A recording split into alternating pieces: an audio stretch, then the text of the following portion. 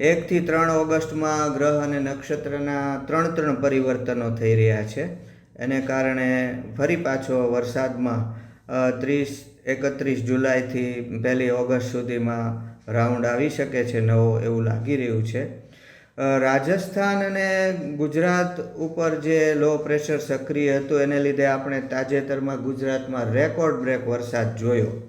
આ વરસાદ રાજ્યમાંથી હજી સાવ ગયો નથી. ત્યાં આ સમાચાર આવી ગયા કે બંગાળની ખાડીના ઉત્તર ભાગ ઉપર પશ્ચિમ બંગાળ, ઓરિસ્સા અને બાંગ્લાદેશના તટ પાસે આ નવું લો પ્રેશર સર્જાયું. હવે તો જો કે એ ડિપ્રેશન અને ડીપ ડિપ્રેશન બનવાની તૈયારીમાં છે, કારણ કે મજબૂત થઈ રહ્યું છે, કારણ કે દરિયામાં એને બહુ સપોર્ટ મળી રહ્યો છે, કન્ડિશન બધા સાનુકૂળ છે. તો કદાચ એવું બને કે આ સિસ્ટમ જે અત્યારે ગુજરાતને અસર કરી રહી છે ધીમે ધીમે કમજોર થઈ જાય અને કદાચ 28થી 30માં ખેડૂતોને ખેતીકામ કરવાની તક મળે. પણ ત્યાં આ જે ગત 25 તારીખે જે બંગાળની ખાડીના ઉત્તર ભાગમાં લો પ્રેશર બન્યું છે અને જે 27-28માં ડિપ્રેશન અને કદાચ પછી ડીપ ડિપ્રેશન એ બની રહ્યું છે, તો એ જે આ જે સિસ્ટમ છે એને કારણે એ જ્યારે કોસ્ટલ એરિયામાં આવશે ત્યારે જોકે થોડી નબળી પડી જશે, પણ ત્યાં બહુ વરસાદ આપશે. અને સૌથી પહેલાં તો આ ઓરિસ્સામાં તારીખ 26થી 29માં 10-12 ઇંચ વરસાદ પડે અને ઓરિસ્સામાં ભારે પૂર આવે એવી શક્યતા છે. સાથે સાથે પશ્ચિમ બંગાળમાં પણ ભારે વરસાદ પડશે અને પછી છત્તીસગઢમાં ભારે પૂર આવશે. ત્યાં 28થી 30 જુલાઈ દરમિયાન છત્તીસગઢમાં heavy two very heavy rain પડવાની શક્યતા છે અને એ દરમિયાન ઝારખંડમાં પણ વરસાદ પડશે. તો અને આ રીતે એનો ટ્રેક છે અને એ આગળ વધતા એ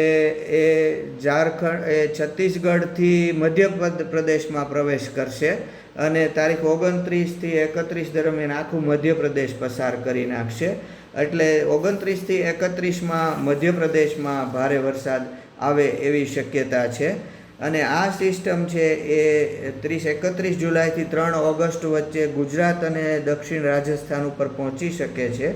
એટલે 31 જુલાઈથી 3 ઓગસ્ટ દરમિયાન પહેલાં તો પૂર્વી ગુજરાતમાં જે મધ્યપ્રદેશને અડીને આવેલા ભાગ છે ત્યાં વરસાદ થશે, મધ્ય ગુજરાતમાં વરસાદ થશે, ઉત્તર ગુજરાતમાં પણ જોરદાર વરસાદ થશે અને દક્ષિણ ગુજરાત, સૌરાષ્ટ્રમાં પણ વરસાદ થઈ શકે છે. પશ્ચિમ સૌરાષ્ટ્રમાં અને કચ્છમાં પણ વરસાદ આવી શકે.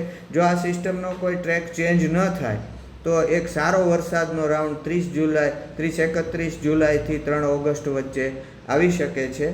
3 ઓગસ્ટે સૂર્ય આશ્લેષા નક્ષત્રમાં પ્રવેશ કરશે. આશ્લેષાનો છાંટો ભારે હોય છે, તો 3થી 17 ઓગસ્ટમાં દેશના અમુક રાજ્યોમાં ભારે છાંટાથી વરસાદ આવીને પૂર આવી શકે એવી પણ શક્યતા રહેલી છે.